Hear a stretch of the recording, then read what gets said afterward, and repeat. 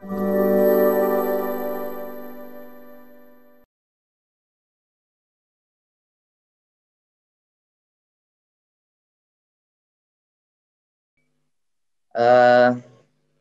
di LMS sendiri saya sudah mengamati bahwa dari 20 mahasiswa di dalamnya, kalau tidak salah hanya atau masih 10 atau 11 yang berpartisipasi dalam forum diskusi. Nah, saya harap setelah ini kalian nanti bisa membuka kembali LMS-nya, diikuti tiap menunya, khususnya di forum diskusi, kemudian tugas-tugasnya. Oke, tadi perkenalan dulu, nama saya Enggar Prasetyawan. Saya dosen pendidikan ekonomi di Universitas Pamulang. Kemudian asal saya dari Yogyakarta, yang mana S1 saya juga lulus dari Yogyakarta di Universitas Ahmad Dahlan, tapi di bidang pendidikan matematika. Kemudian di S2-nya juga di Yogyakarta, di Universitas Negeri Yogyakarta, konsentrasi atau bidang keilmuannya di pendidikan matematika. Nah, tetapi jangan khawatir, mungkin kalian prodinya di sini di pendidikan ekonomi ya? Iya. Ya. Nah, secara prodi kita sama, pendidikan ekonomi di Unpam, di sana pendidikan ekonomi juga. Walaupun saya mungkin bidang keahliannya di pendidikan matematika, tetapi kita masih dalam satu rumpun ilmu pendidikan. Jadi memang ada beberapa mata kuliah yang sama, khususnya di mata kuliah pendidikan. Kemudian di sini memang saya ditugaskan dalam mengampu mata kuliah matematika ekonomi, yang mana ada matematikanya. Yang jelas memang sedikit berbeda antara pendidikan matematika dengan pendidikan ekonomi, tapi saya harap secara keilmuannya hampir sama. Jadi ini tidak masalah. Jadi seperti itu ya. Oke, silakan nanti seandainya ada kendala dalam mengirimkan tugas, kemudian kalian bisa kirim email saya ini bisa kalian simpan. Kemudian nomor telepon saya ini juga untuk WA. Kebetulan kita juga sudah membuat grup.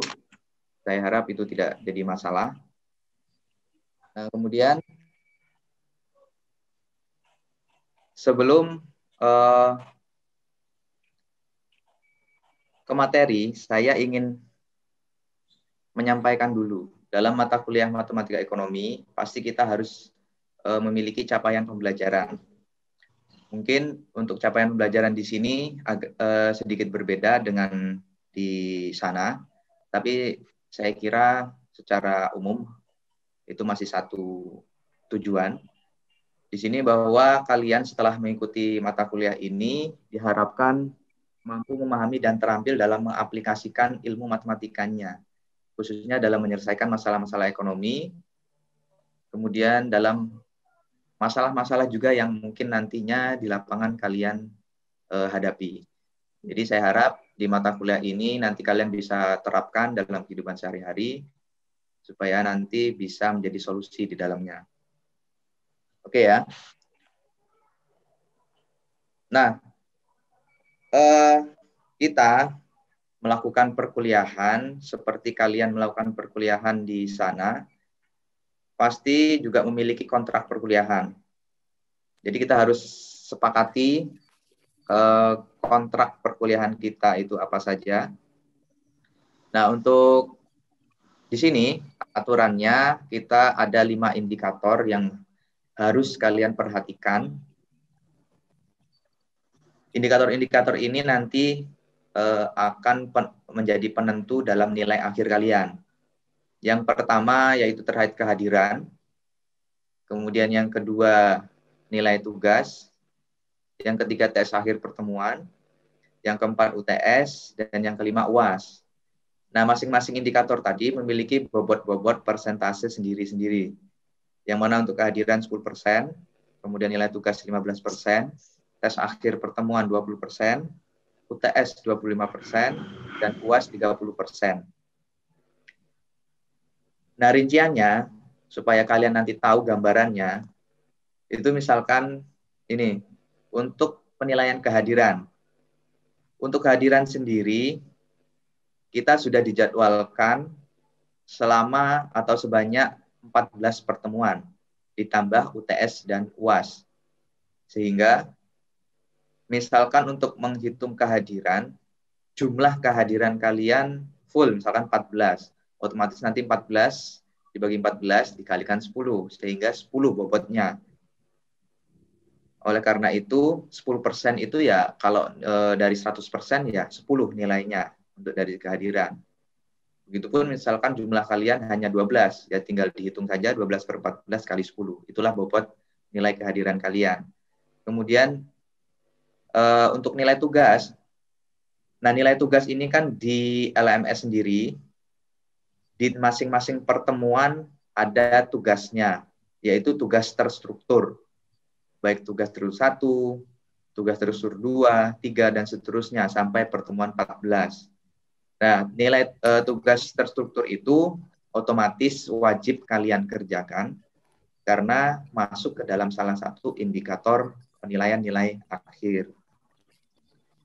Nah, mungkin nanti di tengah pengerjaannya, saya yakin mungkin ada kendala dalam hal, misalkan dalam mengupload filenya atau mencari menunya. Nah, nanti mungkin di akhir saya sedikit kasih simulasi dalam hal mengupload tugas, baik di forum diskusi maupun di tugas terstrukturnya nantinya.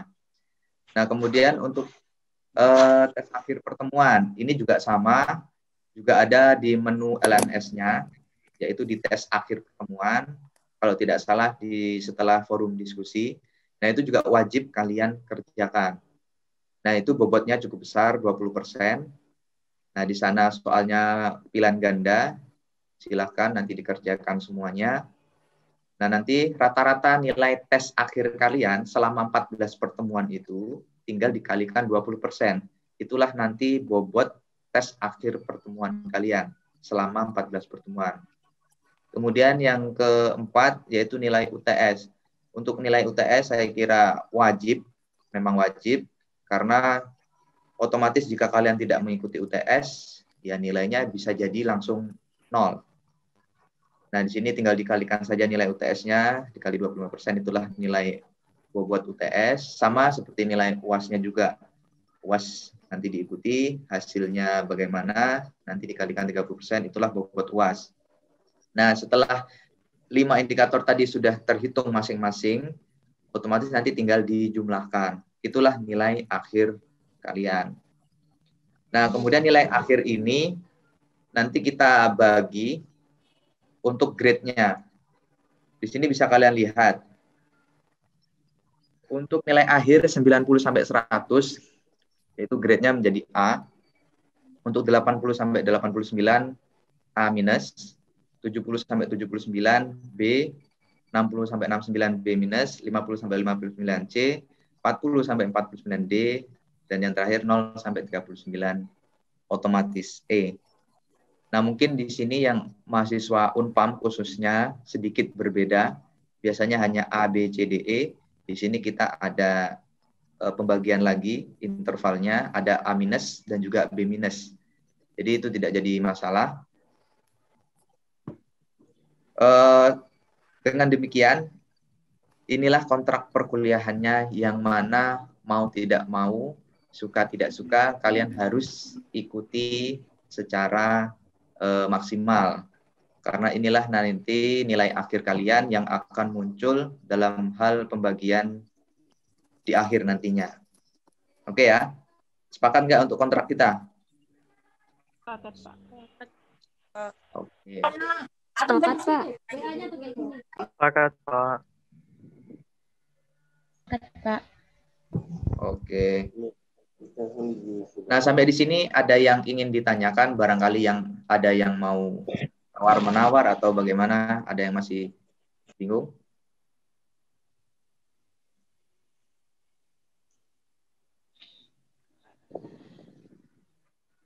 Tidak ada?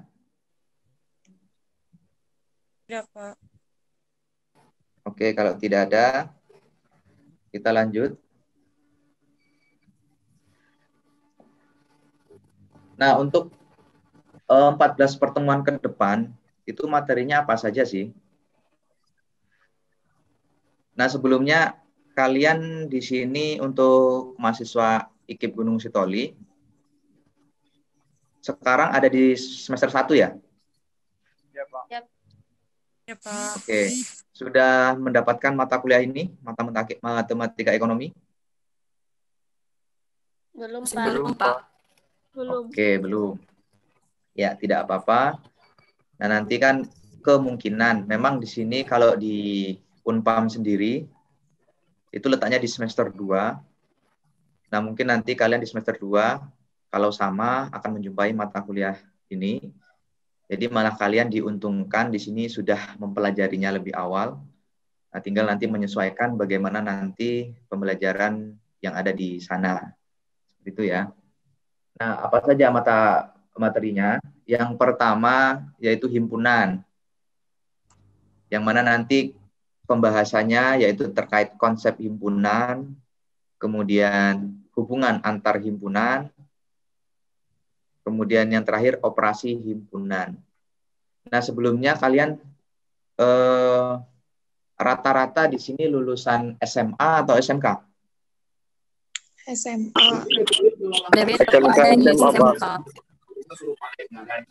Oke, ada yang SMA, ada yang SMK ya. Tetapi di SMA atau SMK pasti sudah menjumpai ya terkait himpunan. Sudah, Pak, sudah. Oke, nah nanti tinggal mengulang sedikit sehingga kalian kalau sudah pernah mungkin nanti akan lebih mudah untuk memahaminya. Kemudian di pertemuan kedua nanti ada sistem bilangan real dan pertidaksamaan.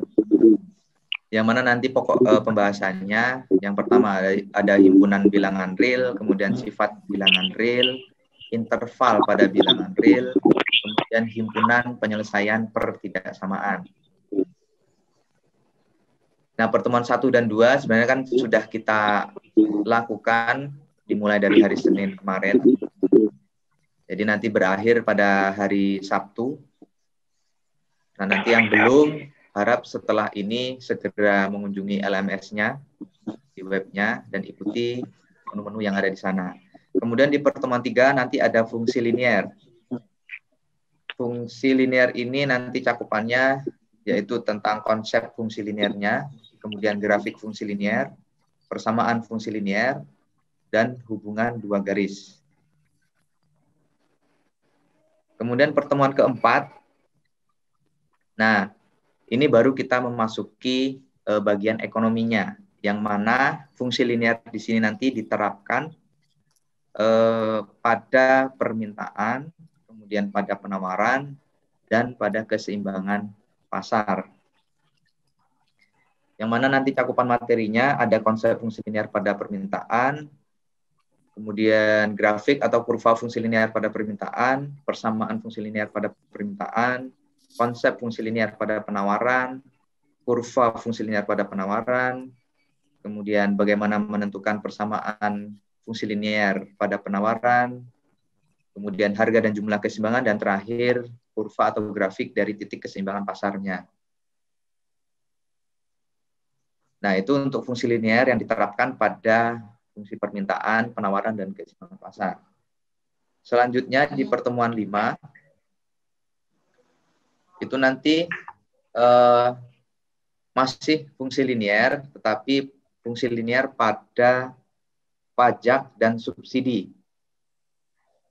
Ini juga masuk ke bidang ekonominya, yang mana nanti mempelajari apa itu pajak dan subsidi, kemudian perubahan fungsi penawaran setelah pajak dan subsidi, penerimaan pemerintahnya dari pajak dan pengeluarannya, subsidinya berapa nantinya, kemudian beban pajak yang ditanggung konsumen dan produsennya berapa, kemudian besar subsidinya yang diterima konsumen dan subsidi berapa, kemudian ada kurva keseimbangan pasar sebelum dan sesudah pajak dan subsidi.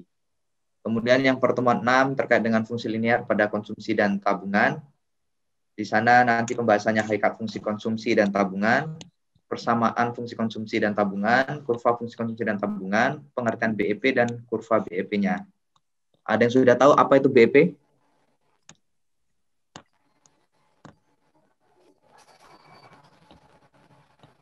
Ada yang tahu? Ya, Pak. Belum ya? Ya, siapa tahu masih mengingat-ingat kalau ada di materi sekolah menengah sebelumnya, BIP itu break even point ya. Nah, nanti kita pelajari di pertemuan 6. Kemudian pertemuan ke-7, ada barisan dan deret. Nah, di sini kembali lagi ke matematikanya, yang mana nanti kalian mempelajari tentang definisinya, kemudian konsep barisan aritmatika dan geometri, nah, kemudian menyelesaikan masalahnya terkait dengan barisan aritmatika dan geometri. Begitu juga nanti untuk deretnya, menghitung deret aritmatika dan geometri, dan notasi sigma deret geometri. Nah, nanti kita pelajari. Nah, setelah pertemuan 7, otomatis kita ada UTS. Tadi yang bobotnya 25%. Nah, nanti setelah pertemuan 7, nanti kita adakan Zoom lagi. Kalau nggak salah di bulan November pertengahan. Nanti sama, nanti akan saya kasih penguatan sedikit sebelum pelaksanaan UTS-nya. Nah, untuk UTS sendiri itu juga dilakukan di menu LMS-nya. Kalau di LMS itu kan ada pertemuan 1, pertemuan 2, dan seterusnya sampai 14. Dan di sana juga ada menu ujian tengah semester, dan juga nanti ada menu ujian akhir semester. Nah, di tempat itulah nanti kalian pelaksanaan UTS-nya. Nah, setelah UTS, kita lanjutkan materinya di pertemuan 8, yaitu terkait dengan bunga majemuk, yang mana nanti kalian harus tahu apa itu bunga majemuk, kemudian rumus bunga majemuknya, dan menyelesaikan masalah tentang bunga majemuk. Kemudian di pertemuan 9, fungsi kuadrat dan fungsi kuadrat pada permintaan. Nah, ini ada double, maksudnya adalah fungsi kuadrat secara matematisnya, kemudian nanti fungsi kuadrat yang diimplementasikan pada permintaan.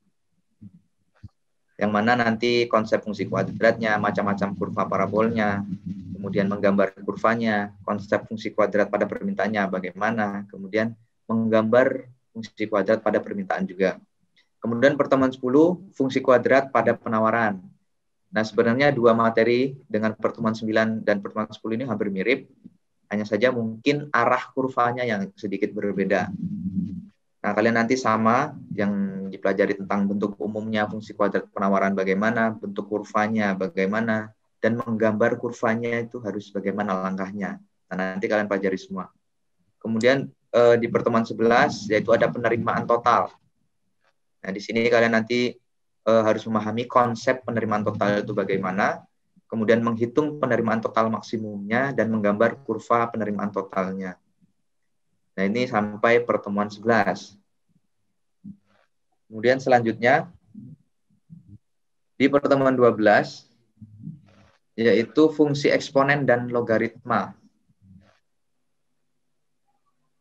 Nah, di sini juga pernah kalian jumpai, baik di tingkat SMA atau di SMK. Nah, kita mengulang kembali, apa itu konsep fungsi eksponen dan logaritmanya, jenis-jenis fungsi eksponen dan logaritma, menggambar kurva fungsi eksponen dan logaritmanya, serta aturan-aturan logaritma nanti yang digunakan itu apa saja. Kemudian di pertemuan 13 nanti berkaitan dengan fungsi pertumbuhan. Nah, kalian harus mempelajari nanti persamaan kurva Gompertz, menggambar kurva Gompertz, dan menghitung perilaku produksi dan perilaku biaya. Dan terakhir, pertemuan 14, ini terkait turunan fungsi dan elastisitas permintaan dan penawaran. Turunan juga sudah pernah kalian jumpai di sekolah menengah, nanti kita ulang sedikit, dan nanti akan diterapkan di materi elastisitas permintaan dan penawarannya. Yang mana nanti kalian pelajari konsep turunannya, sifat-sifat turunan, jenis-jenis turunan, kemudian menghitung turunan, konsep elastisitas permintaan dan penawaran, jenis-jenisnya, dan menghitung elastisitas permintaan dan penawaran itu sendiri. Nah, setelah pertemuan 14, nanti sebelum UAS juga dijadwalkan Zoom, seperti sekarang ini. Jadi nanti rehearsal atau penguatan sedikit, belum pelaksanaan UAS. Baru nanti kalian melaksanakan ujian akhir semester.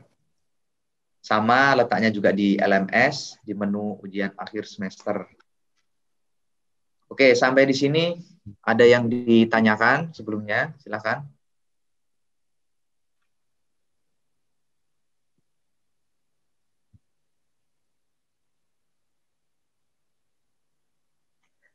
Ada tidak? Jelas, Pak. Oke, sudah jelas ya.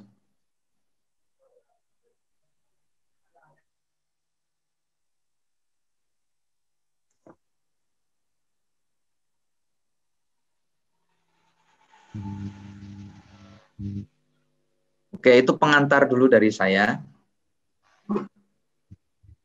Jadi itulah cakupan-cakupan materi yang kurang lebih 14 pertemuan nantinya yang akan kalian pelajari. Kemudian tadi sudah kita sepakati kontrak perkuliahannya. Nah, saya harap nanti kalian semuanya untuk aktif di dalam forum diskusi khususnya. Kemudian untuk tugas terstrukturnya harus dikerjakan semua. Nah, sampai di sini ada yang masih kesulitan terkait dengan pengoperasian LMS-nya di web rpldaring.unpam.ac.id-nya.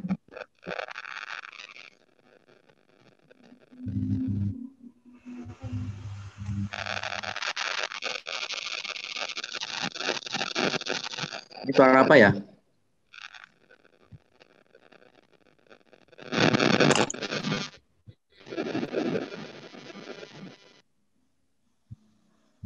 Halo?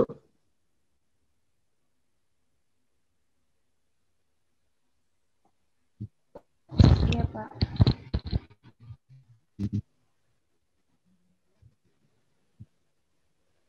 Oke, kita santai saja. Silakan kalau ada yang masih terkendala terkait LMS-nya, silakan ditanyakan, tidak apa-apa.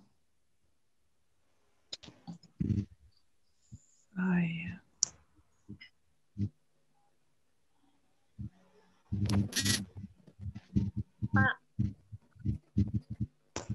Ya, silakan ada yang mau tanyakan? halo.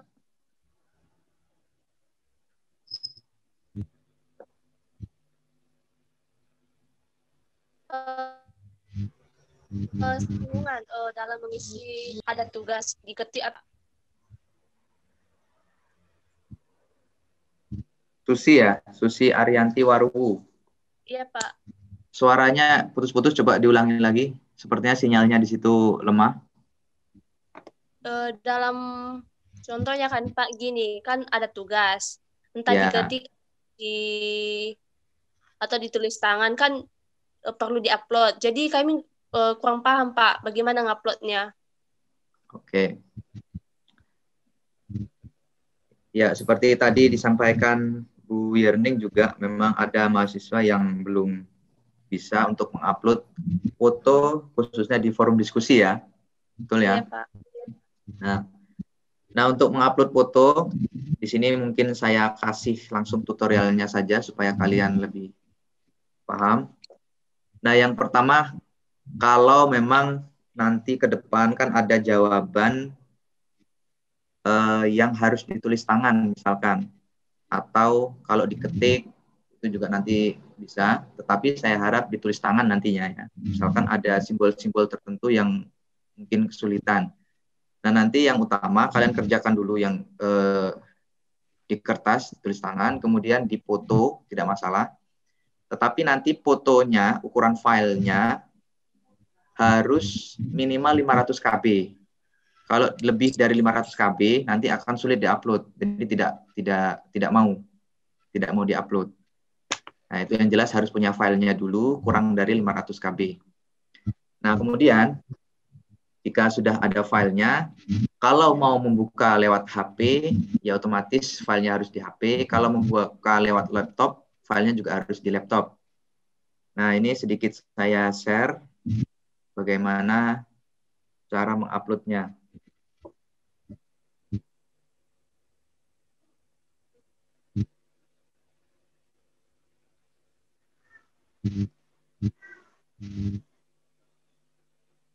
Ini misalkan saya login menggunakan salah satu mahasiswa.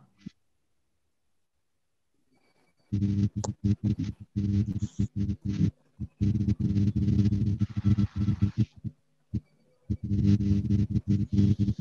nggak di situ? Muncul ya. Ya, di sini juga jaringannya cukup lambat.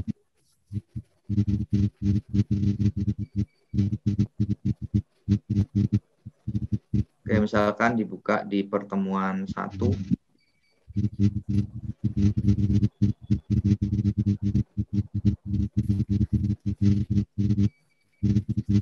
Nah, misalnya ini pertemuan 1.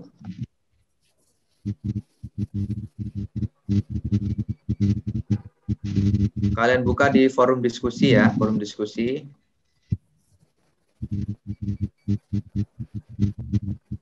Nah, kemudian pilih himpunan, karena pokok bahasan kita himpunan. Ini saya contohkan di pertemuan.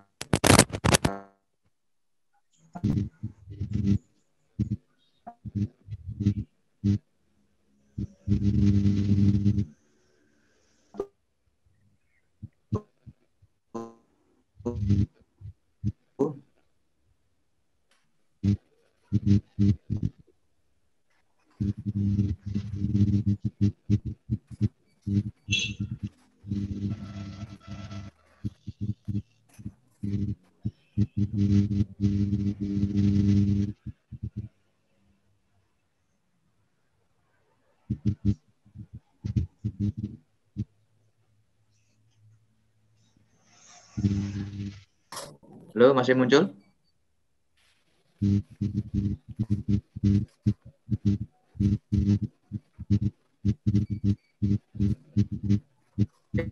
Ini sampai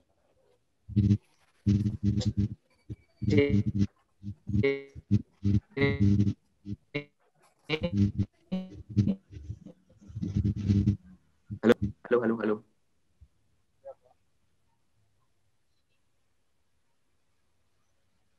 Halo? Ya, muncul ya. Nah, sampai di sini. Sampai di sini, kalian pilih advance. Advance. Nah, nanti munculnya seperti ini.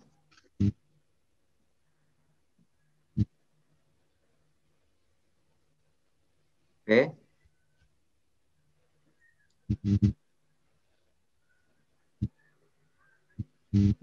Nah, setelah muncul seperti ini, kalian pilih insert or edit image. Ya. Ini. Sebelah icon smile atau emoticon ini ya. Kemudian dipilih saja, klik. Nah, kemudian kalian browse repositories ini, jadi mencari file tadi yang ingin kalian upload. Kemudian pilih upload a file di sini. Kemudian choose filenya atau pilih filenya. Ini saya contohkan saja, misalkan ini background zoom-nya. Klik, kemudian upload this file.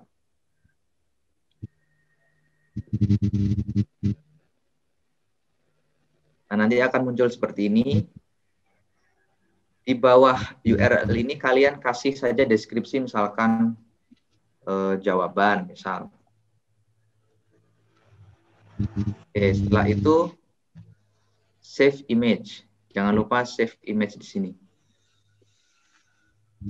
Nah, otomatis nanti langsung muncul di kolom message-nya.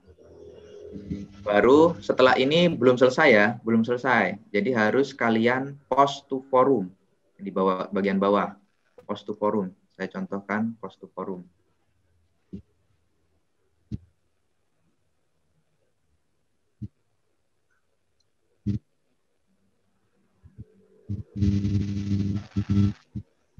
Nah, nanti akan muncul pasti di bagian paling bawah. Karena apa? Karena tadi menjawabnya, mereplinya, yaitu dari komentar saya. Komentar saya kan paling atas. Terus di reply ini, pasti nanti munculnya paling bawah. Tapi kalian misalkan mau memberikan tanggapan kepada Natasha ini, otomatis nanti kalian reply saja sesuai dengan komentar dari Natasha tadi. Nah, nanti tadi munculnya pasti di bagian bawah. Nah, ini tadi yang saya contohkan, mengupload foto dalam forum diskusi. Oke, sampai di sini. Sudah bisa? Sudah, Pak. Sudah, Pak. Ya. Saya juga lihat di forum diskusi sudah banyak juga yang sudah bisa mempost di forum. Jadi nanti bagi teman-teman yang sudah bisa, dimohon untuk membantu temannya yang belum bisa, silakan dibantu supaya nanti bisa teratasi kendala-kendalanya. Oke ya? Baik, Pak. Oke. Silakan ada lagi. Tadi siapa yang tanya tadi?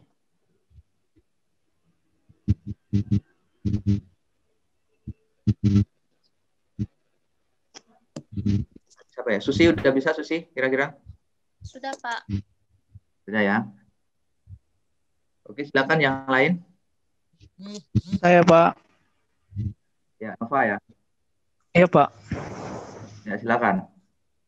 Pertanyaan saya, Pak, di mengenai RPLs ini enggak memakai jangka waktu kah, atau mungkin memakai waktu durasi waktu, takutnya kan Pak, mengingat juga dalam satu hari itu mungkin juga banyak tugas-tugas yang numpuk kan, takutnya nggak sempat bisa mengerjakan RPLs-nya, apa bisa lewat dari jangka waktu yang telah diberikan atau enggak terbatas dalam waktunya, Pak?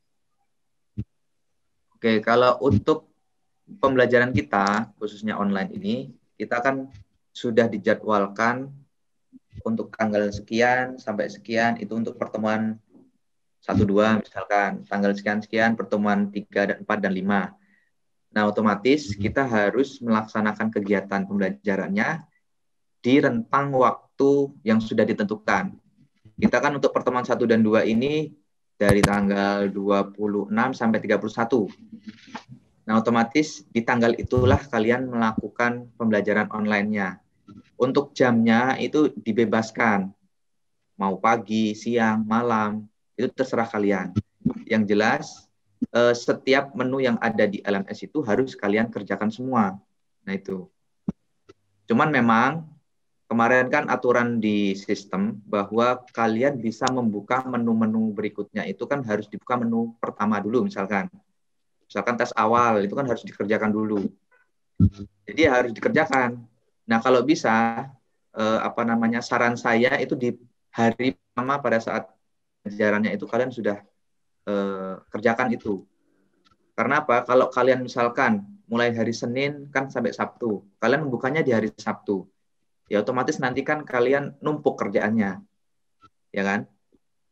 Nah, jadi saya harap di pertemuan pertama itu sudah kalian kerjakan tes awalnya, supaya nanti untuk menu berikutnya itu sudah terbuka. Nah, silahkan. Jadi yang penting jangan sampai lewat dari tanggal atau batas akhir yang sudah ditentukan. Misalkan pertemuan 1 dan 2 ini kan tanggal 31 terakhir. Ya jangan sampai di tanggal 1 November baru kalian kerjakan. Ya otomatis tidak masuk ke dalam sistem. Gitu. Oke, Pak. Oke ya, paham ya?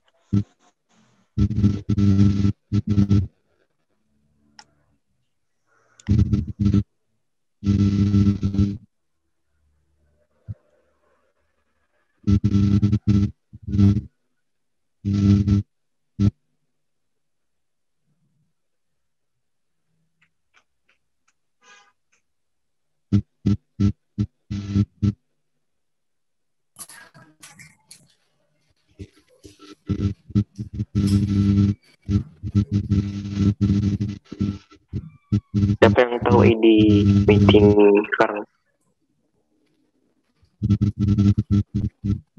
Terus nggak kira orang kan ya? Itu kayak kecil. Gak ada Cornel. Dari link. Ini. Apa Lori?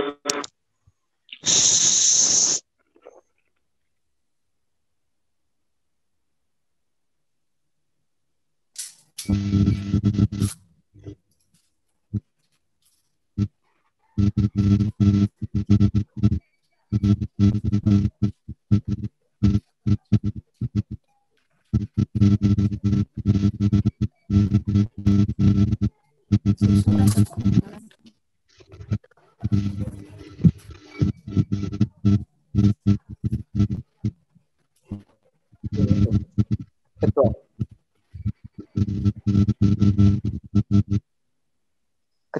Ketua.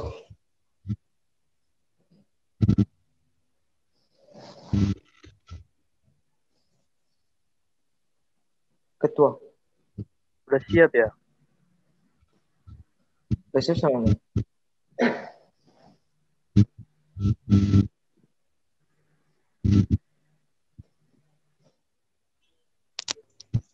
Selamat siang.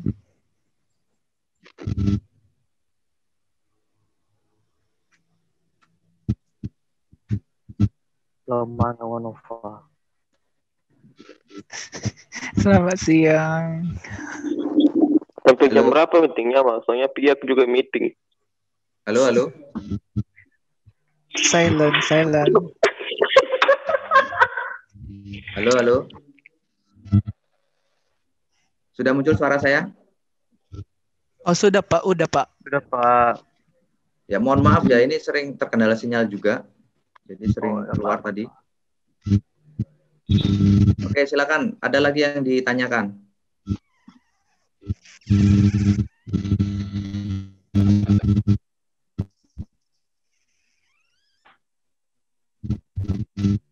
Adakah yang setelah ini ada jadwal meeting juga di tempat lain? Ya tidak Pak. Kecuali teman kami si Cornelius. Jadi sempat saya dengar ada yang mau Zoom di tempat lain. Iya. Si Cornelius itu Pak.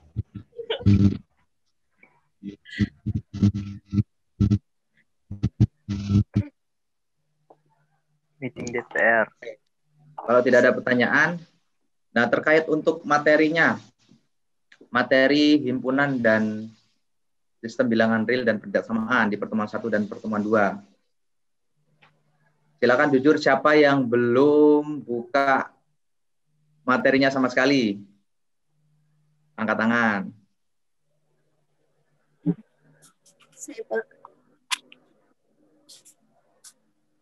Ada yang belum buka?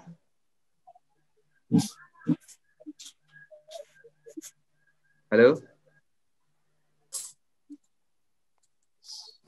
Jujur aja tuh. Ya, tidak ada Pak. Tidak ada. Oke, kalau tidak ada, nah memang kalian di sana kan sudah disediakan baik modul, kemudian video, otomatis tuntutannya adalah kalian melakukan pelajarannya secara mandiri untuk memahami konsep materinya. Karena ini kan online. Otomatis nanti tinggal kalian tuangkan dalam forum diskusi dari pertanyaan saya. Jika kalian sudah memahami, insya Allah jawabannya juga benar. Tetapi jangan menunggu, saya harap kalian menjawab forum diskusi maupun tugas terstruktur itu, jangan menunggu temannya. Jangan sampai mengcopy paste temannya ibaratnya. Saya tidak suka itu karena saya lebih suka kalian berproses bagaimana memahami materinya. Jika memang tidak bisa, akan lebih baik bertanya. Kemudian masalah. Jadi kerjakan saja semampunya. Jika nanti batasnya sampai itu, ya nanti kalian tahu, oh kesalahannya di sini. Nanti saya akan bimbing melalui forum diskusinya. Seperti itu. Oke ya. Pak. Nah, kemudian saya sedikit mau menyampaikan gambaran materi untuk pertemuan 1.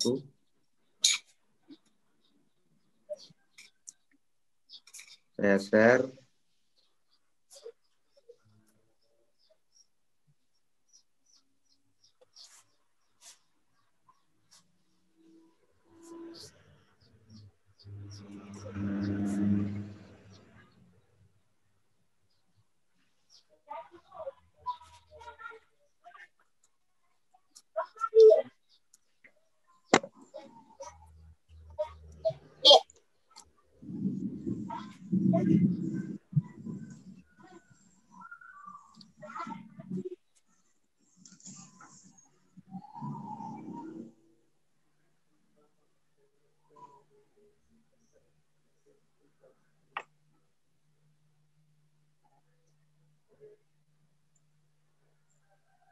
Muncul nggak?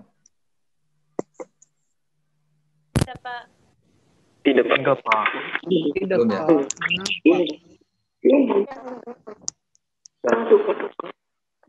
Tidak, Pak. Sebentar.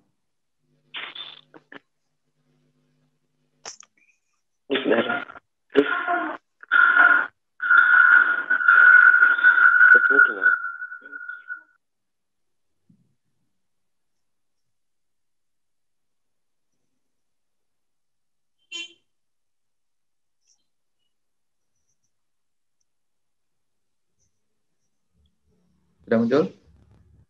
Sudah, Pak. Muncul, Pak. Iya, Pak, sudah. Oke. Nah, himpunan untuk pertemuan 1.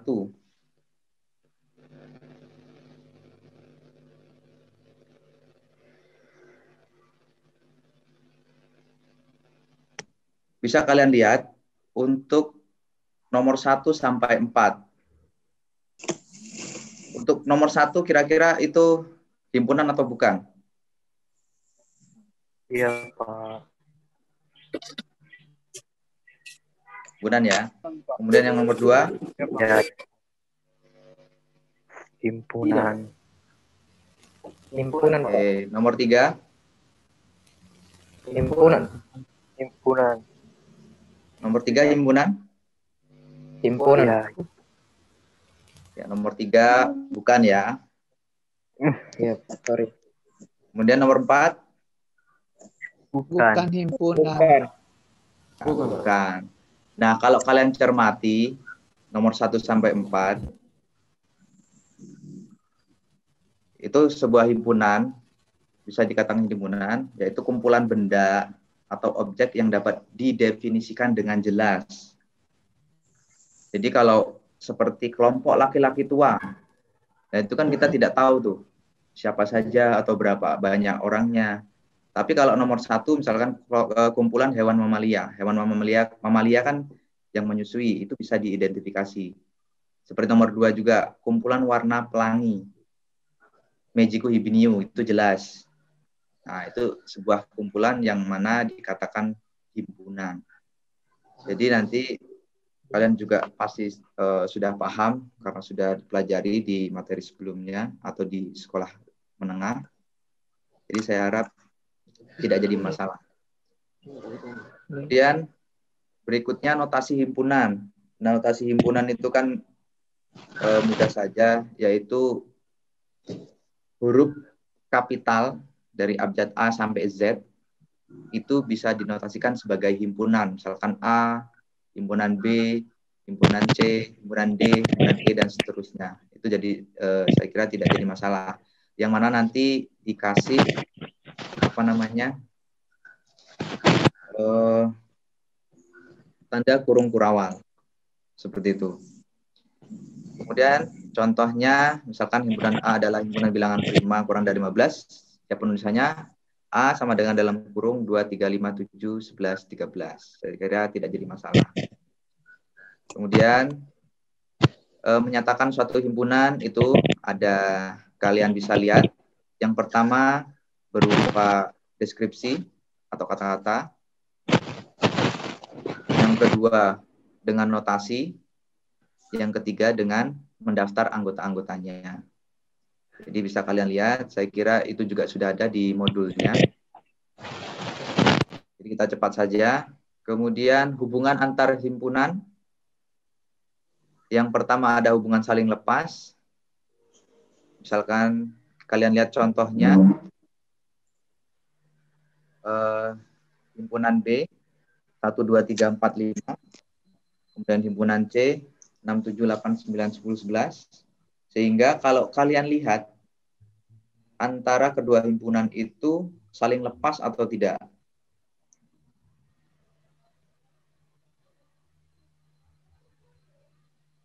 Saling lepas ya, karena apa? Karena dari pengertian itu kan tidak memiliki anggota yang satu persekutuan atau tidak ada yang sama. Jadi dari anggota ini dengan ini tidak ada yang sama. Itulah yang dikatakan hubungan saling lepas. Kemudian yang kedua, hubungan tidak saling lepas atau berpotongan. Kita akan lihat contohnya. Himpunan A, kemudian himpunan B.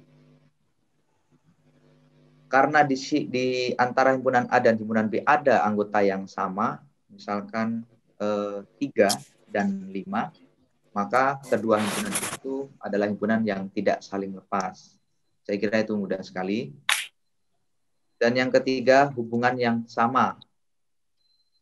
Jadi dua himpunan dikatakan sama apabila kedua anggotanya ya sama. Itu jelas, seperti ini, himpunan B dan himpunan D. A sama dengan D. Oke ya, saya kira tidak jadi masalah untuk ini. Mungkin ada yang ditanyakan? Tidak ada, Pak. Oke, kita lanjut. Operasi himpunan. Nah, sebelum saya tampilkan, ada yang sudah tahu apa saja operasi himpunan? Irisan, gabungan. Oke, terus? Komplement. Komplement, oke. Dan selisih ya. Jadi kita lihat yang pertama irisan dua himpunan. Contohnya bisa kalian lihat himpunan A, himpunan B. Nah, irisannya karena di himpunan A dan B itu ada anggota yang sama, itulah yang merupakan anggota irisannya.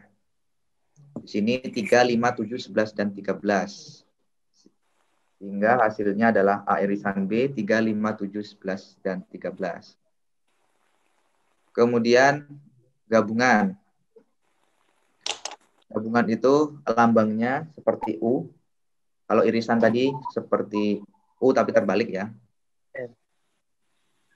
Yang mana anggota di dalam himpunan A atau anggota yang ada di dalam himpunan B. Jadi A 1, 3, 5, 7 misalkan, kemudian B-nya 1, 2, 3, 4, 5. Jika digabungkan, ya tinggal digabungkan saja. Hasilnya seperti ini. Tetapi nanti kan ada angka yang double itu.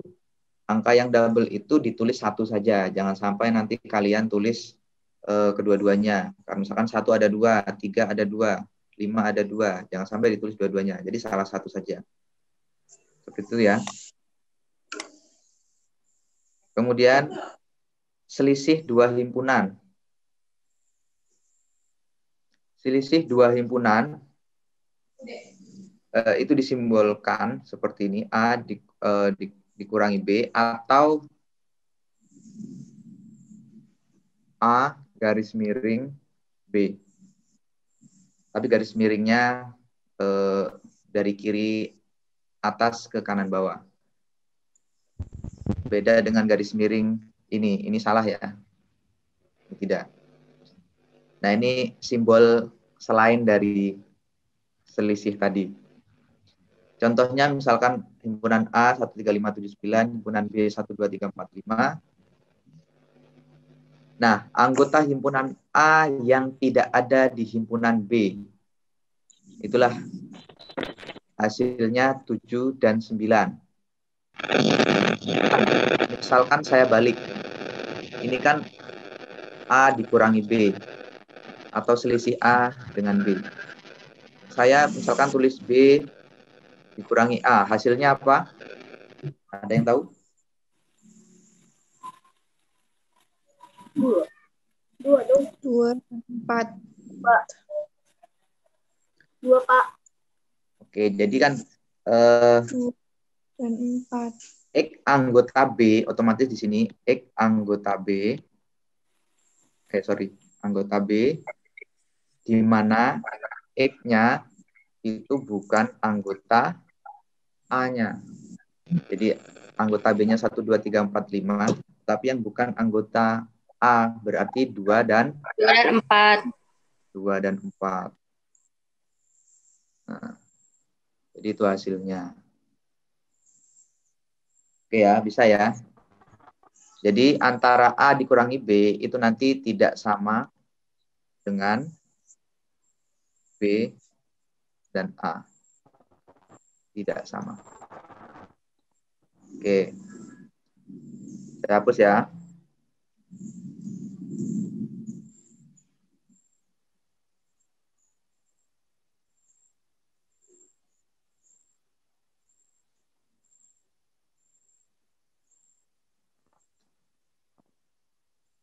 Kemudian yang ketiga, komplement suatu himpunan.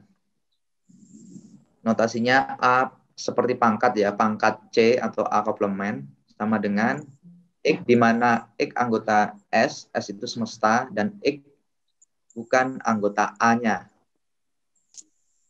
Misalkan contoh A 2, 4, 6, 8 anggotanya, dan himpunan semestanya atau S sama dengan 10, 12, 14, 16, 18, 20. Nah, kita disuruh menentukan hasil dari himpunan A atau komplement A-nya, A komplement. Dari definisinya tadi, berarti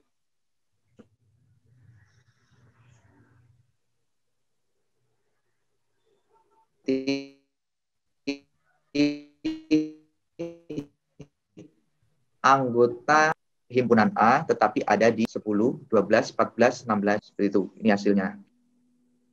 Oke ya, mudah ya. Nah, tetapi untuk penentuan komplement itu harus tahu semestanya. Jika tidak ada semesta, otomatis kalian tidak bisa menentukan komplementnya. Misalkan seperti di nomor 3. Misalkan ini, kalian cari komplement. Tahu hasilnya? Tidak bisa ya. Ya tidak bisa karena tidak ada semestanya. Jadi himpunan secara keseluruhannya. Oke ya. Paham sampai di sini untuk operasi himpunan? Paham, Pak. Oke, kalau paham ya saya kira nanti di forum diskusi maupun tugas terstruktur saya kira tidak ada masalah. Oke, untuk himpunan saya kira materinya itu. Jadi kita tidak mempelajari himpunan terlalu dalam karena prodi kalian kan bukan basicnya matematika. Jadi kita hanya mempelajari himpunan secara luarnya saja, secara konsep dasarnya. Oke, silakan sampai di sini ada yang ditanyakan.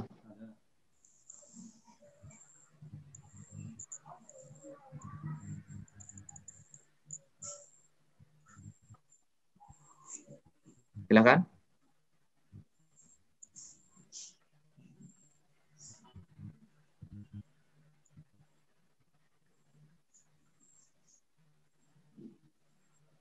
Untuk tugas terstruktur, ada yang masih belum bisa untuk mengupload filenya?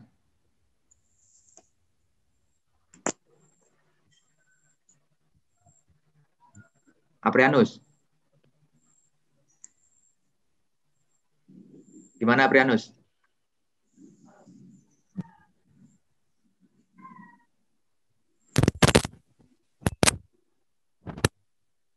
Tadi angkat tangan.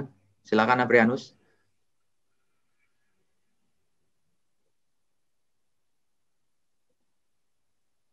Ya, silakan Aprianus.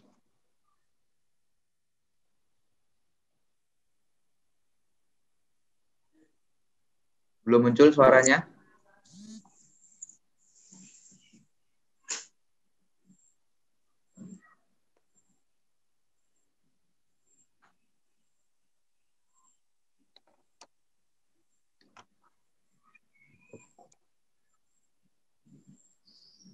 Silakan Aprianus, belum muncul juga.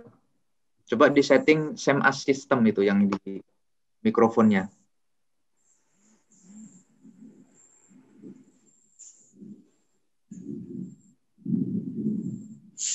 Pilih mikrofon terus same as system.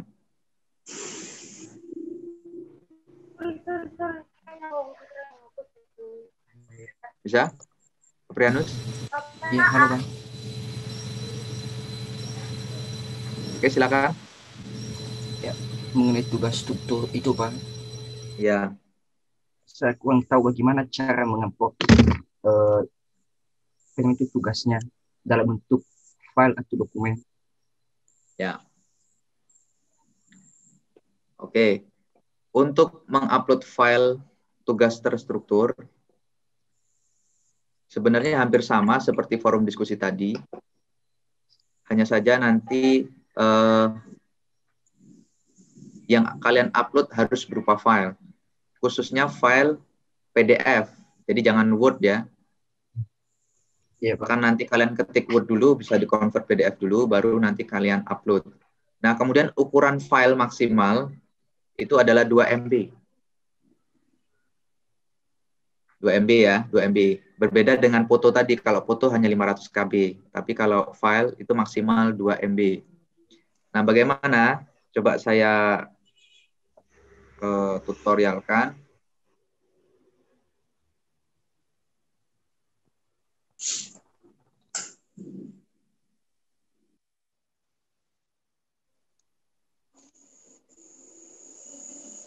Oke, sudah muncul?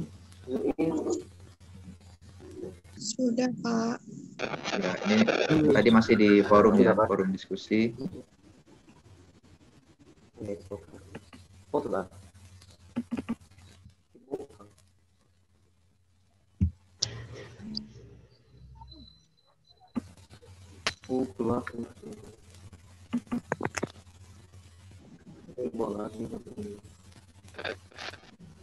Nah, ini untuk tugas terstruktur.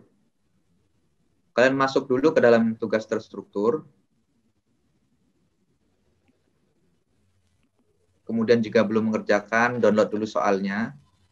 Nah, kalau sudah, add submission.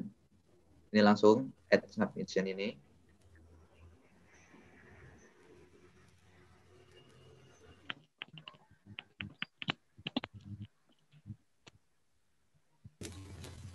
Oke, tunggu sebentar. هو في tirava le la fa che le povo salagu ai bukan laptop bawa Yula bala wo pakai laptop ke kerja matematik. Mohon di mute dulu yang lain.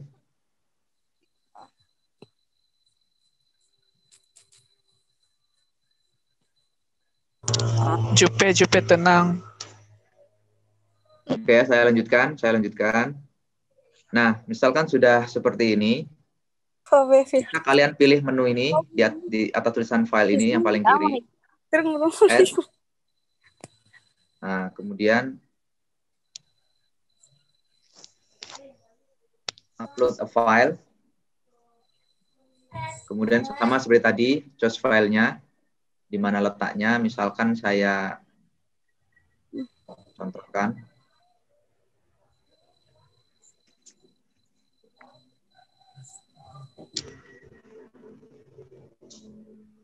Saya ulangi. Oke, muncul nama filenya. Kemudian upload this file.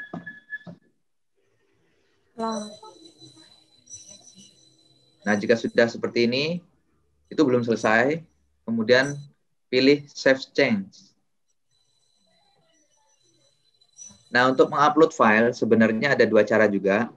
Bisa kalian drag langsung, misalkan kalian buka Windows Explorer, kalau melalui laptop ya, misalkan Windows Explorer, kalian bisa nanti filenya apa, langsung kalian drag dan pindahkan ke dalam kotak di sini. Itu nanti otomatis langsung terupload. Itu cara yang kedua. Nah, kemudian di Save Change.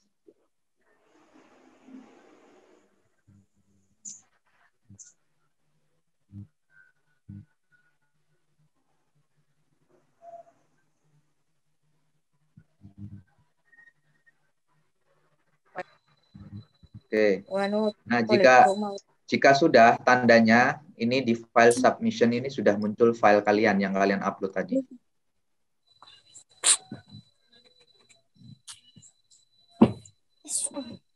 Seperti itu. Aprenus gimana? Udah bisa kira-kira? Bisa, Pak. Bisa ya? Iya, Pak. Oke. Silakan nanti dicoba saja. Nah, kemudian misalkan nanti kalian sudah mengupload, misalkan sudah mengupload file, ternyata ada perbaikan dari kalian, dari jawaban misalkan, otomatis kan perlu mengupload lagi. Ya, caranya sama seperti tadi, diupload kembali. Itu tidak masalah menimpa dari file yang sebelumnya. Nanti saya dapatkan yang file terakhir biasanya. Seperti itu. Oke ya. Oke. Nah, silakan. Ada lagi yang ditanyakan?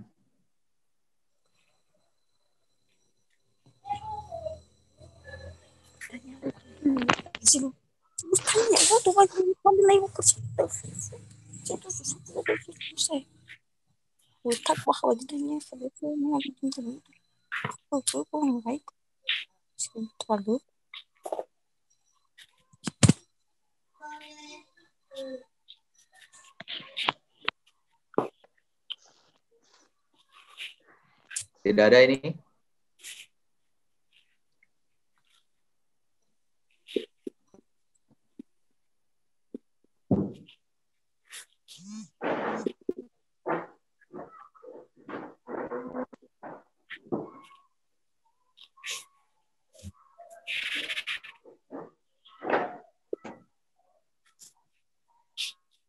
Untuk pertemuan 2, apakah ada kendala?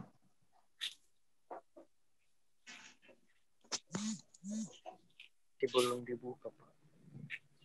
Belum dibuka. Mas Onema belum dibuka?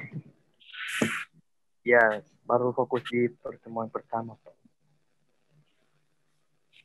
Oh ya, ya, saya harap segera ya, jangan sampai nanti mepet-mepet waktunya. Ya, Pak.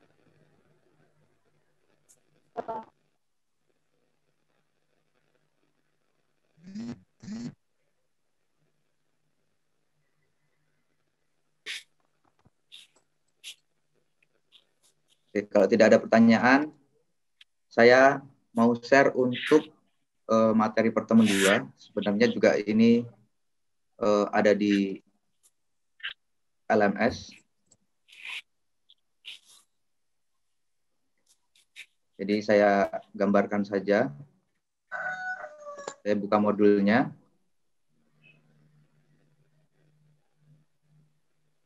Yaitu sistem bilangan real dan pertidaksamaan. Kalian bisa lihat yang paling luas itu adalah himpunan bilangan kompleks. Yang mana himpunan bilangan kompleks itu nanti terbagi menjadi 2, yaitu himpunan bilangan real dan himpunan bilangan imajiner. Nah, kita memang fokusnya di himpunan bilangan realnya. Yang mana nanti ada irasional, himpunan rasional, kemudian bilangan di bawah bilangan rasional ada bilangan bulat, bilangan pecahan. Kemudian ada bilangan bulat negatif, cacah, bilangan bulat positif sebenarnya. Kemudian bilangan nol dan bilangan asli. Langsung saja kasih gambaran untuk bilangan rasional, itu himpunan bilangan yang dinyatakan dalam bentuk P per Q. Tetapi untuk nilai Q-nya itu tidak boleh 0. Contohnya bagaimana? Misalkan bilangan 1,33.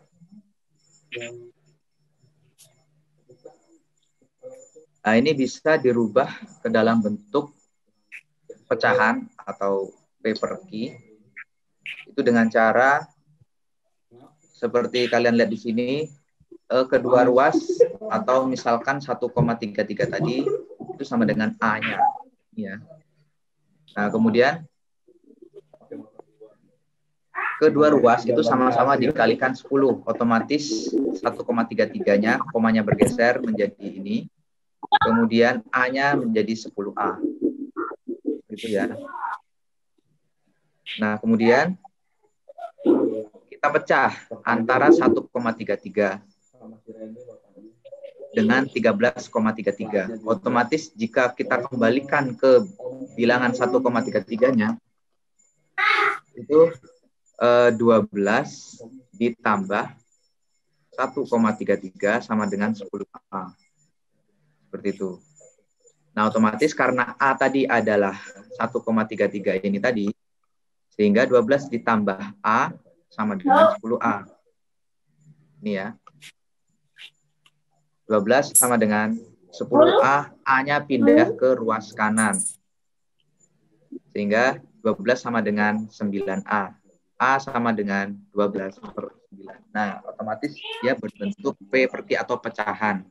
Nah, inilah bisa dikatakan 1,3333 dan seterusnya itu adalah bilangan rasional. Bisa ya? Bisa, Pak. Kemudian Jadi bilangan pecahkan irasional itu gimana? Ya, bisa dipecahkan lagi 12 per 9 itu.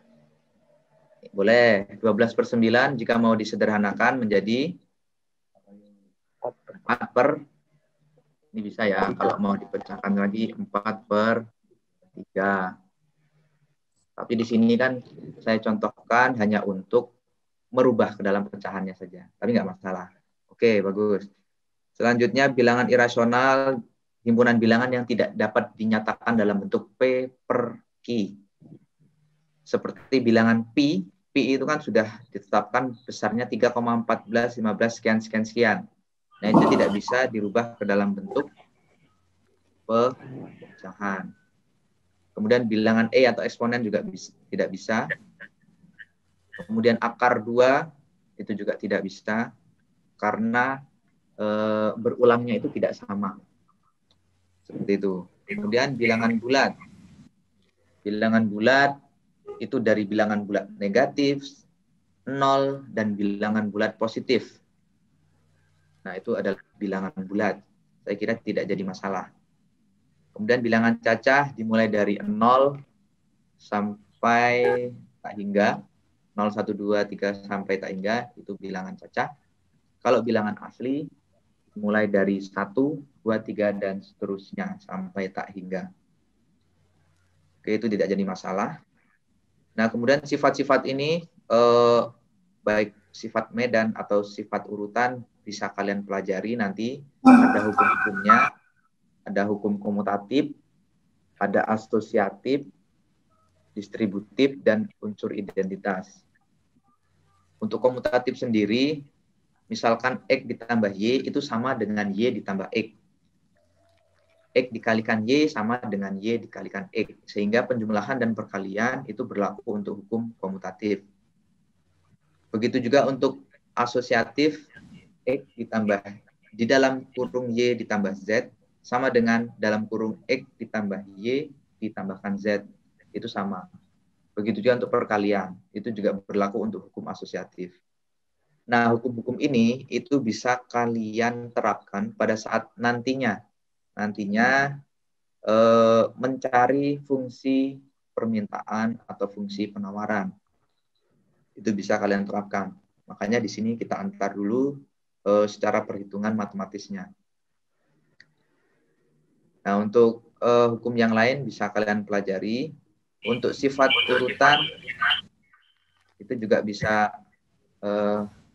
kalian lihat di sini ada trikotomi, ketransitifan, penambahan, dan perkalian. Misalkan yang sering kalian gunakan itu adalah misalkan penambahan. Penambahan di sini pada saat mencari fungsi permintaan nantinya, itu kedua ruas harus ditambahkan yang sama. Misalkan tadi ada X kurang Y. Mau ditambahkan 2, otomatis ruas kiri dan ruas kanan itu harus ditambahkan 2. Akan ditambah 2 Y. Sorry. Lalu pinggir.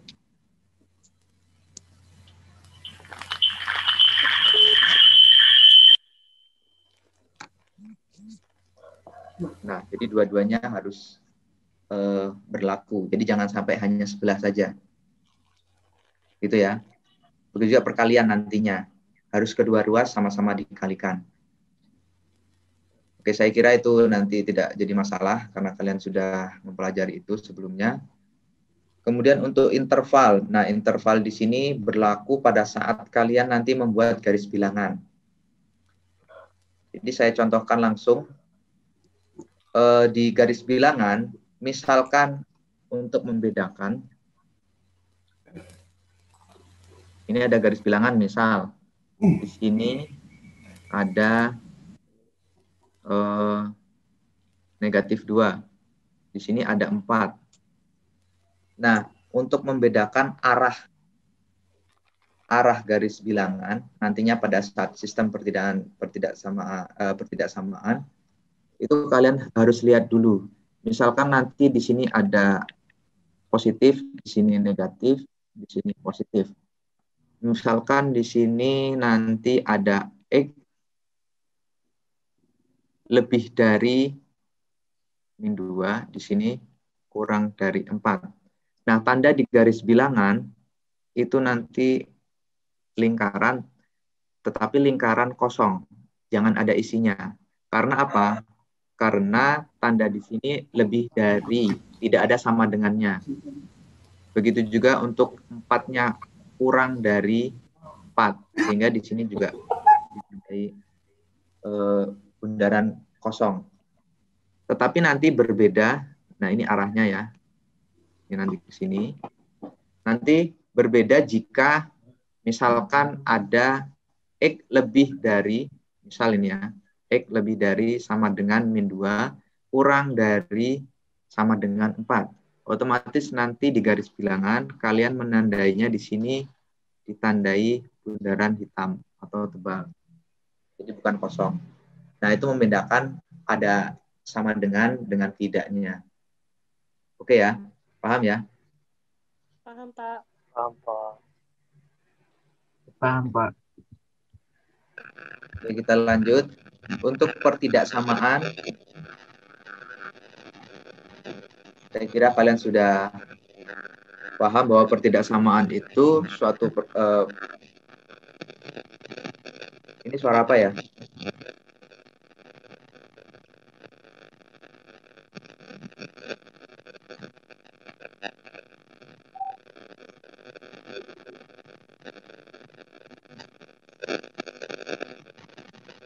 Lanjut ya. Nah, untuk pertidaksamaan jelas bahwa suatu suara apa ya ini ya? Pernyataan yang dihubungkan melalui tanda kurang dari sama dengan, lebih dari sama dengan, itu adalah suatu pertidaksamaan. Nah, untuk sifat pertidaksamaan itu bisa kalian lihat. Nah, ini harus kalian pahami bahwa pada saat mengoperasikan, mencari himpunan penyelesaian dari suatu pertidaksamaan, kalian harus menerapkan sifat-sifat pertidaksamaan seperti yang disebutkan di sini. Misalkan yang pertama, tanda pertidaksamaan tidak berubah jika kedua ruas ditambah atau dikurang dengan bilangan yang sama. Misalkan kalian lihat contoh ini. Seperti yang saya contohkan tadi, misalkan ditambahkan 5, otomatis kedua ruas harus ditambahkan 5.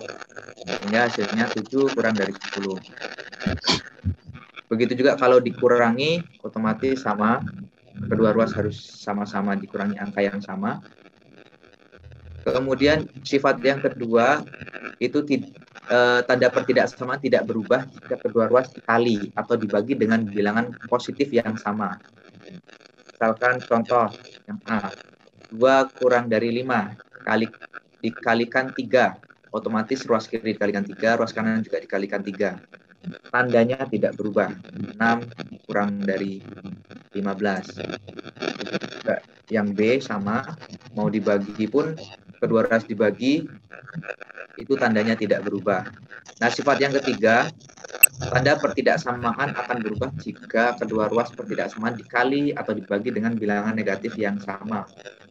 Contoh, 2 kurang dari 5. 2 dikalikan negatif 2. 5 dikalikan negatif 2. Otomatis setelah dikalikan, itu tandanya akan berubah. Yang awalnya kurang dari menjadi lebih dari. Gitu. Begitu juga untuk pembagian. Kalau ruas kiri dibagi negatif, ruas kanan juga dibagi negatif, tandanya juga berubah. Awalnya kurang dari menjadi lebih dari. Oke ya, saya kira tidak jadi masalah. Kemudian sifat yang keempat, jika kedua ruas itu dikuadratkan atau dipangkatkan, tandanya tidak berubah. Jadi berlaku seperti penjumlahan atau perkalian. Seperti itu. Oke, sampai sini ada yang tanyakan? Bisa dipahami ya?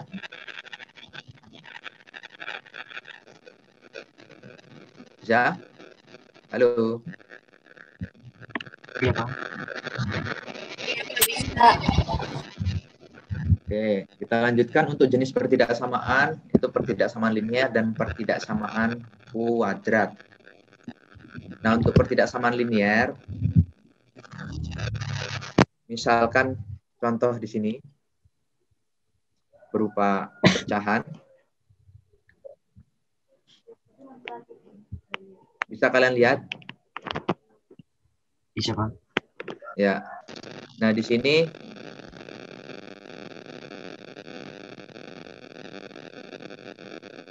ini bukan dikalikan 9 ya. Mohon maaf, ini dikalikan 8.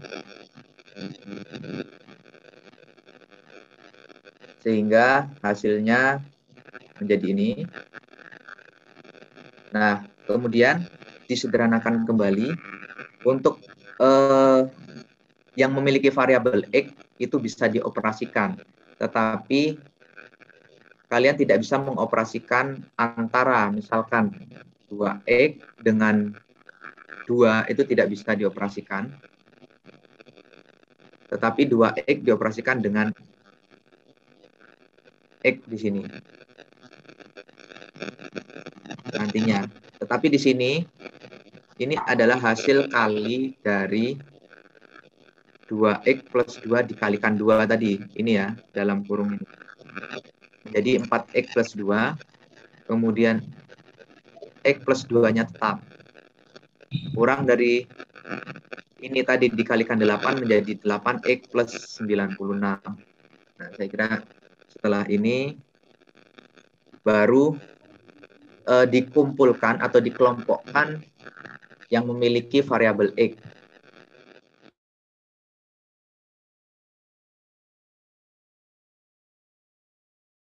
Kan yang tidak memiliki variabel X. Sehingga menjadi hasilnya min 3X kurang dari 90. Nah, kemudian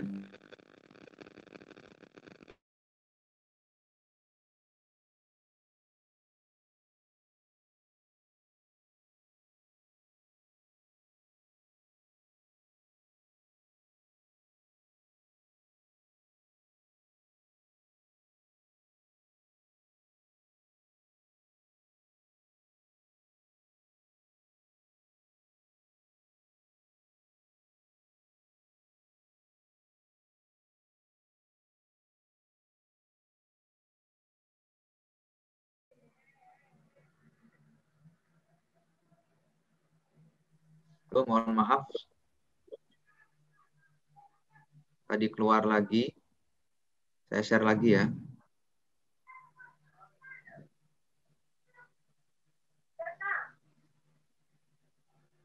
Oke, kita lanjutkan. Nah, tadi kedua ruas dibagi min 3, otomatis tandanya yang awalnya kurang dari menjadi lebih dari. Hasilnya X lebih dari negatif 30.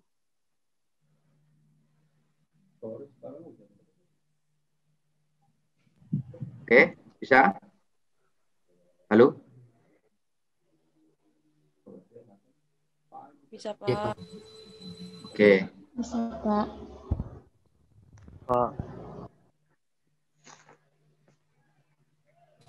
Kita lanjutkan untuk pertidaksamaan kuadrat.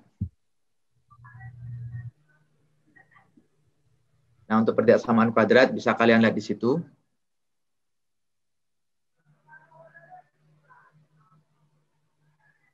Untuk di ruas kiri di sini, kalian jabarkan terlebih dahulu. 2X dikurangi 3 dipangkatkan 2. Otomatis penjabarannya itu kan seperti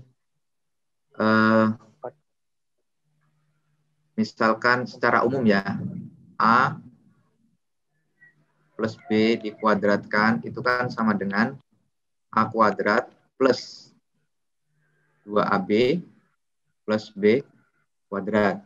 Nah, ini berlaku dengan 2X dikurangi 3 dikuadratkan. Otomatis 2X dikuadratkan menjadi 4X kuadrat. Ini. Kemudian 2AB, 2 dikali 2X dikalikan min 3. Berarti kan 4X dikali min 3, otomatis min 12X. Ini. Kemudian B kuadrat. B kuadratnya berarti min 3 dikuadratkan. Menjadi 9. Oke. Bisa ya untuk mengkuadratkan itu. Nah, kemudian di ruas kanan ini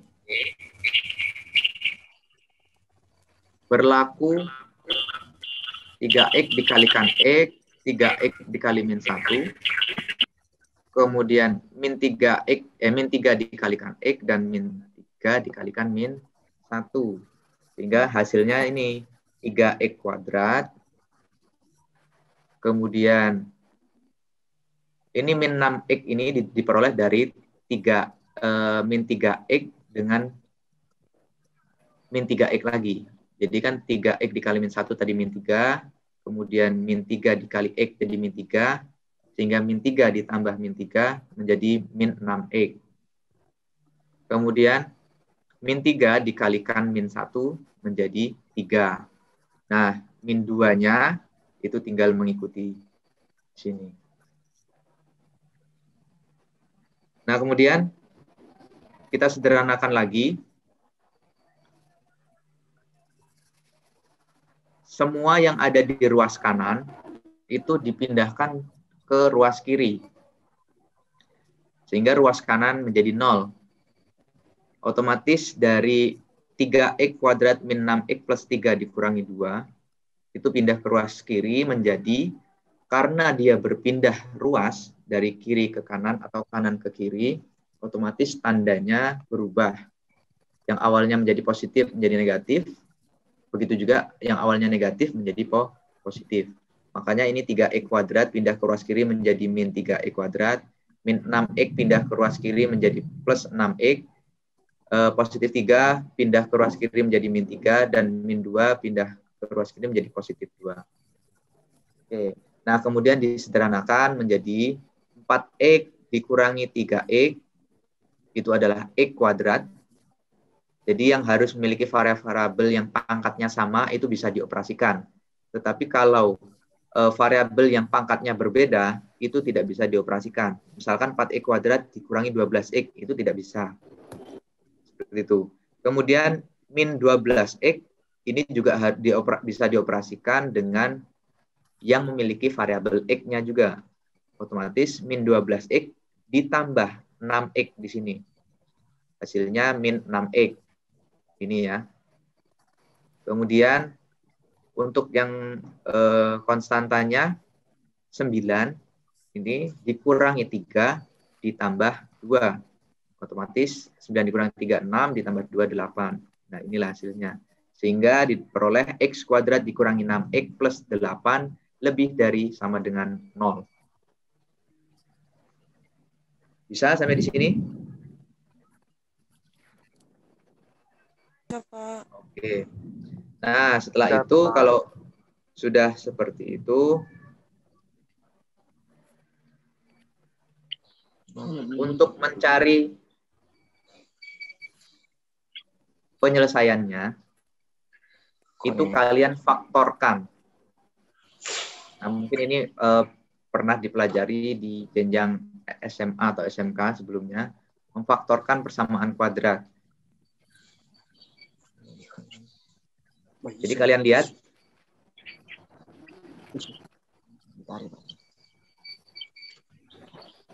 faktor dari X kuadrat min 6X ditambah 8 itu menjadi X dikurangi 4 dalam kurung dikalikan X dikurangi 2. Mengapa? Sebenarnya kalau kalian balik pun dari yang persamaan umum tadi, yang saya tulis di atas tadi, jika dijabarkan kembali, ini adalah hasilnya, ya ini. Nah ini. Ini dengan ini, itu sama, hanya difaktorkan saja. Sehingga kalau sudah berbentuk pemfaktoran seperti ini, kalian pisah menjadi 2, sehingga X min 4 sama dengan 0, atau X min 2 sama dengan 0. Sehingga diperoleh bahwa X-nya 4, atau X-nya 2. Seperti itu. Nah, kemudian untuk menggambar atau menyelesaikan himpunan penyelesaiannya, itu kalian harus menggambar suatu garis bilangan. Kita sudah dapatkan batasnya, yaitu X4 dan X2. Misalkan kalian gambarkan di garis bilangan. Otomatis 2 di sebelah kiri, 4 di sebelah kanan. Kalian bundari dulu di sini. Nah, kalian cek dulu antara, misalkan antara 2 dan 4, kan ada 3 di sini, di tengah-tengah sini ya. Tengah sini ada 3. Itu bisa kalian cek atau kalian masukkan ke dalam persamaan kuadratnya, yaitu X kuadrat min 6X plus 8 tadi. Atau boleh juga kalian ambil salah satu, kurang dari 2, itu kan pasti yang angka paling mudah adalah 0 misalkan. Nah, 0 kalian masukkan ke dalam fungsi kuadrat.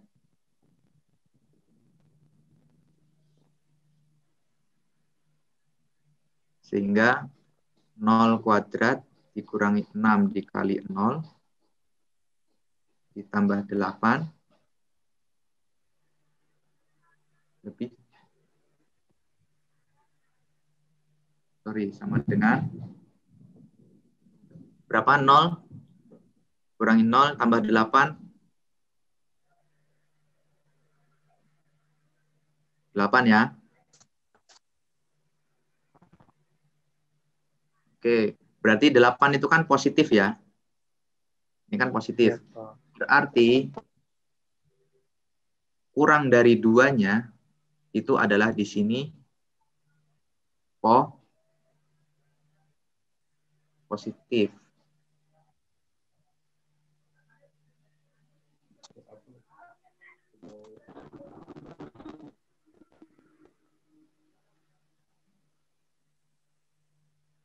Kemudian misalkan kita masukkan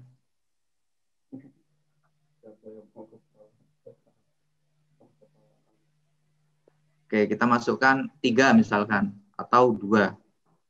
2 di sini kalian bisa lihat ini ya. Itu sama saja sebenarnya, karena ini lebih dari sama dengan, berarti ini nanti tandanya bundarannya hitam. Kemudian yang lebih dari 4 untuk lebih atau 3. Misalkan 3 kita masukkan.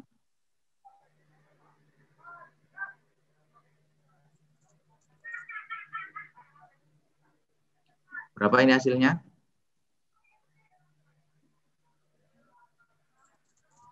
Yuk, sambil ngitung biar bisa.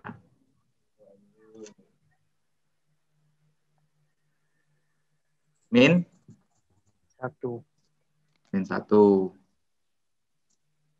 Oke, min 1 ya. Berarti di sini negatif. Karena antara 2 dan 4 kan 3. Min 1 berarti negatif. Otomatis di sini nanti ini juga positif. Jadi walaupun tidak kalian cari, misalkan kalian masukkan saja angkanya, misalkan kalian masukkan 5. 5 masukkan, pasti hasilnya nanti positif. Misal ya, 5 kuadrat kurangi 6 kali 5 ditambah 8. Berapa hasilnya? 3. Positif kan?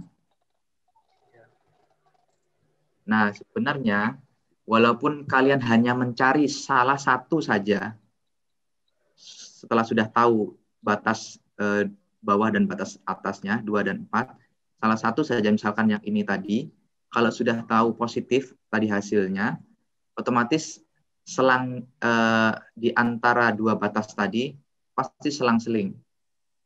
Di sini negatif, di sini positif, di sini negatif, di sini juga positif. Pasti seperti itu. Nah, kemudian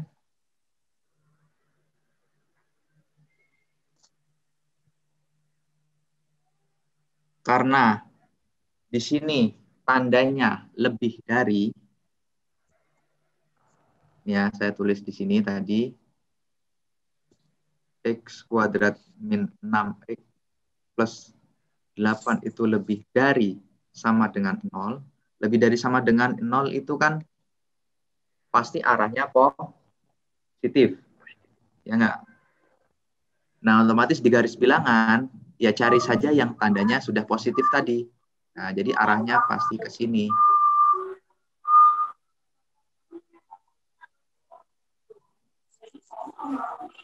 Oke?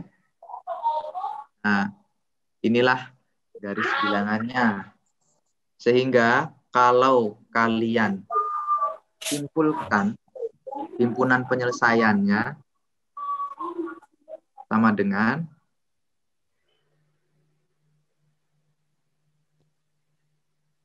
X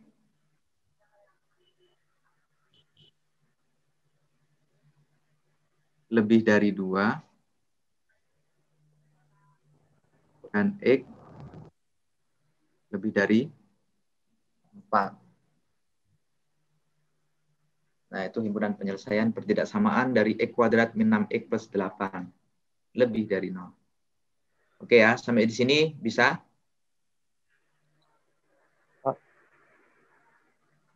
Gimana? Bukan X kurang dari 2 itu ya. Oh iya, sorry.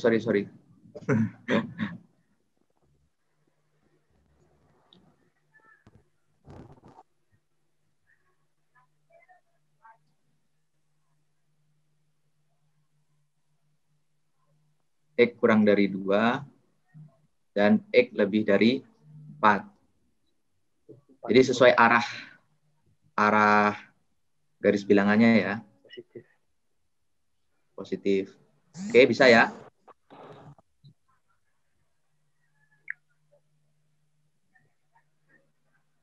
Silakan, sampai di sini ada yang tanyakan?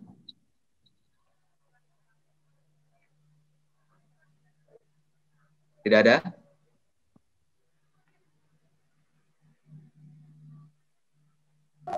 Oke, kalau tidak ada, kita lanjutkan.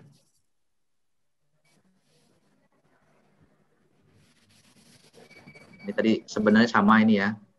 Tadi hasilnya.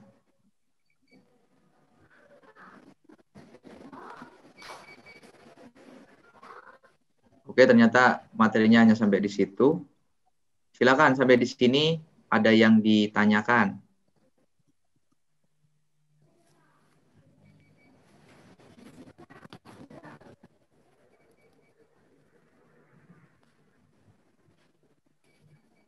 Tidak ada?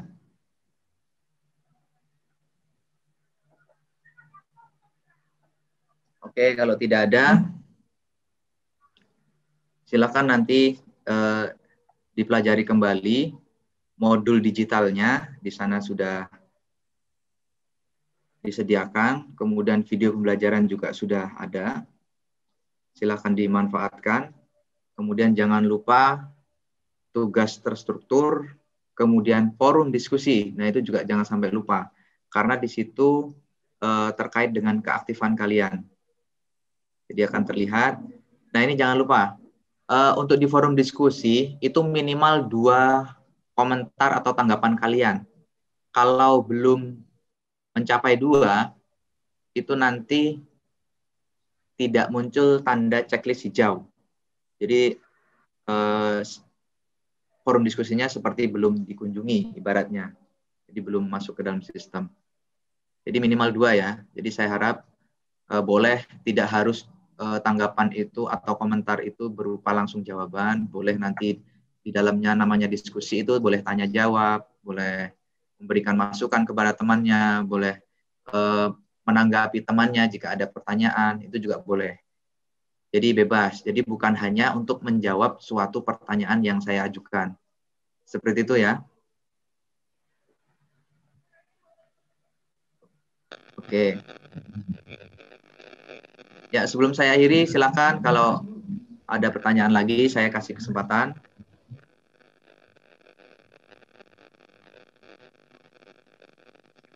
Tidak ada? Oke, kalau tidak ada, mungkin cukup untuk pertemuan kali ini, di pertemuan perdana kita secara Zoom. Nanti untuk Zoom kembali, itu di sebelum UTS. Jadi otomatis karena tidak ada penjelasan langsung dari saya secara Zoom seperti ini, diharapkan kalian bisa melakukan pembelajaran secara mandiri, dan boleh juga kalian misalkan pada saat di kampus diskusi bersama, itu boleh. Misalkan membahas, bagi yang belum memahami, kalian bisa diskusi, kemudian nanti baru di-post secara masing-masing dalam forum diskusi maupun tugas terstrukturnya. Jadi boleh. Jadi silakan ya. Memang untuk pembelajaran online seperti ini dituntut untuk kemandiriannya. Oke?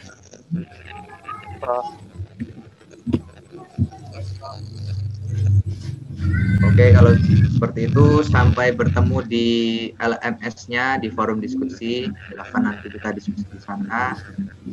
Tetap semangat untuk kuliah, walaupun di masa seperti ini.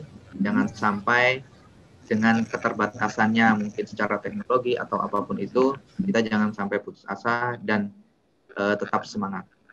Oke, sampai jumpa di pertemuan LMS-nya. Saya akhiri. Sebelum diakhiri kita foto dulu ya. Silakan menggunakan wajah manisnya. 1, 2, 3. Oh ya, itu masih ada yang belum muncul videonya. Tolong siapa itu? Waro Herlin. Bisa nggak?